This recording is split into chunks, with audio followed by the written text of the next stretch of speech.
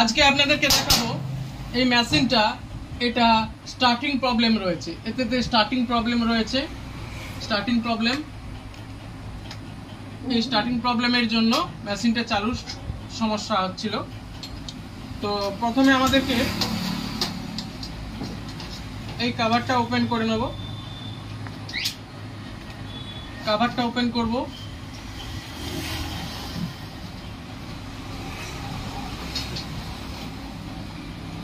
কভারটা ওপেন করে নিলাম। ওকে,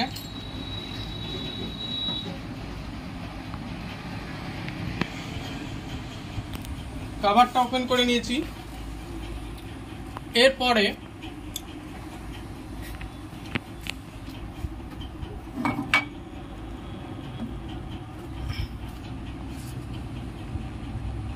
আমাদেরকে পাওয়ারটা অফ করতে হবে।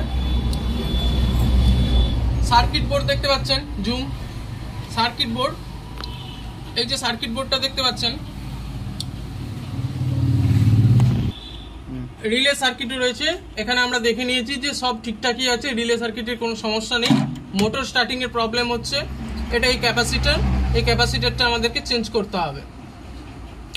এই ক্যাপাসিটরটা চেঞ্জ করলে প্রবলেমটা সলভ হয়ে যাবে, স্টার্টিং প্রবলেম। ক্যাপাসিটর এটাতে কোম্পানি দিয়েছে ছোট, আমরা এটাতে লাগিয়ে দেব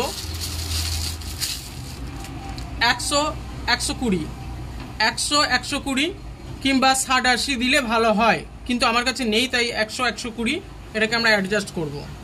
ওকে,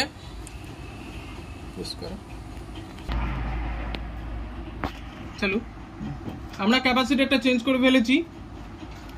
ক্যাপাসিটরটা চেঞ্জ করার পরে আমরা দেখে নেব যে আমাদের স্টার্টিংটা ঠিকঠাক আছে কিনা।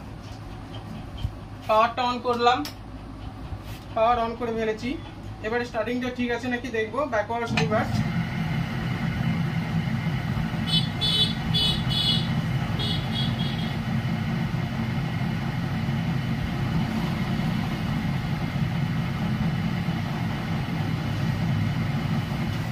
ওকে সুন্দর। ব্যাকওয়ার্ডস রিভার্স, ওকে সুন্দর। মোটামুটি ব্যাকওয়ার্ডস রিভার্স করে নিয়েছি। ওকে,